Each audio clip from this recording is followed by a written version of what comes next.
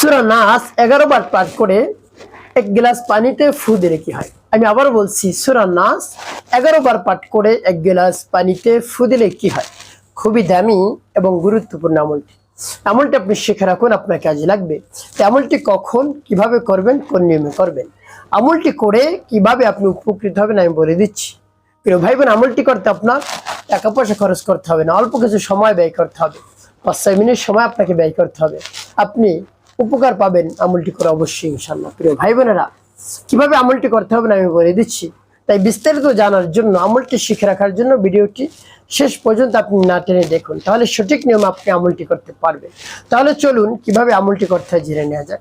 আমলের শুরুতেই আপনার সামনে এক গ্লাস পানি রাখবেন, একেবারে ফ্রেশ খাবারের উপযুক্ত পানি রাখবেন, ডেকে রাখবেন পানিটা। এরপর উত্তমরূপে পবিত্রতা অর্জন করে উত্তম পোশাক পরিধান করে নির্জন একটি জায়গায় আপনি বসবেন বা দাঁড়িয়ে আপনি আমলটি করতে পারেন। আপনার যেভাবে করলে সহজ হয় সেভাবে আপনি আমলটি করবেন।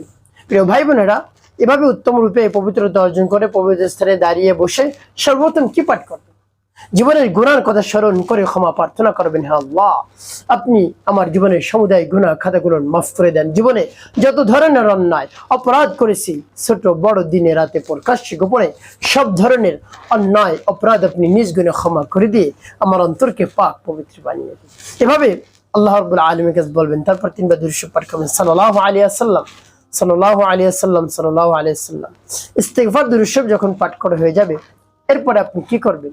এরপরে আপনি সুরাতুন নাস আপনি পাঠ করবেন। যখন পাঠ করবেন, এরপরে আল্লাহ রাব্বুল আলামিনের কাছে বলবেন, আল্লাহ, আমার আমলকে, আমার সময়কে আপনি কবুল করুন, আর যে সমস্যা সমাধানের জন্য আমলটি করতে সেই সমস্যা সমাধান করে দিন। এভাবে বলে আপনি সূরা পাঠ করবেন। পাঠ করে পরবর্তী কি করবেন আমি বলে দিচ্ছি। প্রিয় ভাই বোনেরা, আগে সূরা আমি বলে নেই, তারপর আমার দেখায় নিয়ম অনুযায়ী আপনি সহি শুদ্ধ করে সূরা পাঠ করবেন। বিসমিল্লাহির রহমানির রহিম। قل أعوذ برب الناس ملك الناس إله الناس من شر الوسواس الخناس الذي يوسوس في صدور الناس من الجنة والناس। যখন পাঠ করে যাও পানি, তারপর আপনি আবারও পাঠ করবেন, বিসমিল্লাহির রহমানির রহিম। قل أعوذ برب الناس ملك الناس إله الناس من شر الوسواس الخناس الذي يوسوس في صدور الناس من الجنة والناس। পাঠ করে সবাই। তারপর আপনি মনে দরদ নিয়ে আবার পাঠ করবেন, বিসমিল্লাহির রহমানির রহিম। قل أعوذ برب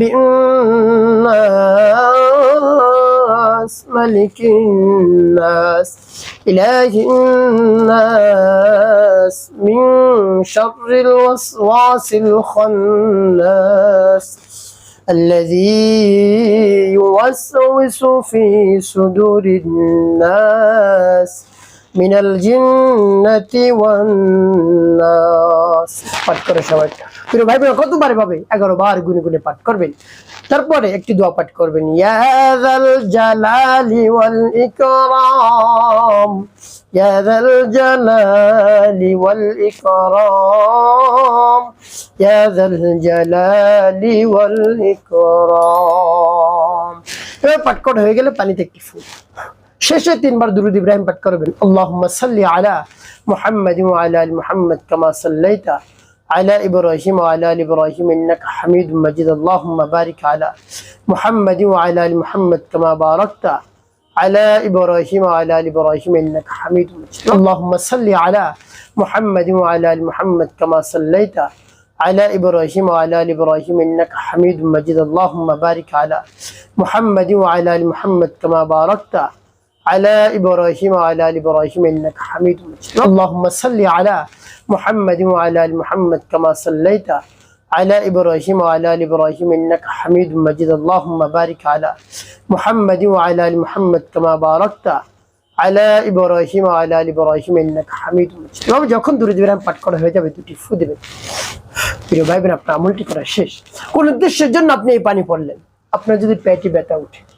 আপনার যদি পেটে ব্যথা উঠে আপনার আশেপাশে প্রতিবেশী আপনার আত্মীয় স্বজন কারো যদি পেটে ব্যথা উঠে হঠাৎ কোথাও যাইতেও পারছেন না আপনি হসপিটাল যেতে পারছেন না ডাক্তারের কাছে যেতে পারছেন না এখন কি করবেন অনেক দূরে যেতে হবে যদি ডাক্তারের শরণাপন্ন হতে হয় তাই আপনি একেবারে সংক্ষেপে এভাবে আমলটি করবেন সূরা নাস পাঠ করে পানিতে ফু দিয়ে পানি পান করিয়ে দেন সাথে সাথে একেবারে পেটে ব্যথা ভালো হয়ে যাবে ইনশাআল্লাহ যদি বিশ্বাস নিয়ে আপনি আমলটি করতে পারেন আর যদি মনে সন্দেহ থাকে আমলটি করলাম উপকার পাবো কি পাবো না তাহলে আপনি উপকৃত হতেও পারেন না হতে পারেন তাই বিশ্বাস নিয়ে আমলটি করে পানি আপনি পান করেন দেখবেন সাথে সাথে পেটে ব্যথা ভালো হয়ে যাবে ইনশাআল্লাহ প্রিয় ভাই বোনেরা একটি কাজ করতে হবে আপনাকে 5 ওয়াক্ত নামাজ আপনাকে আদায় করতে হবে মানুষের খিদমতে কল্যাণে কাজ করবেন অবশ্যই আপনার জীবন হবে সুখময় এবং শান্তিপূর্ণ ইনশাআল্লাহ।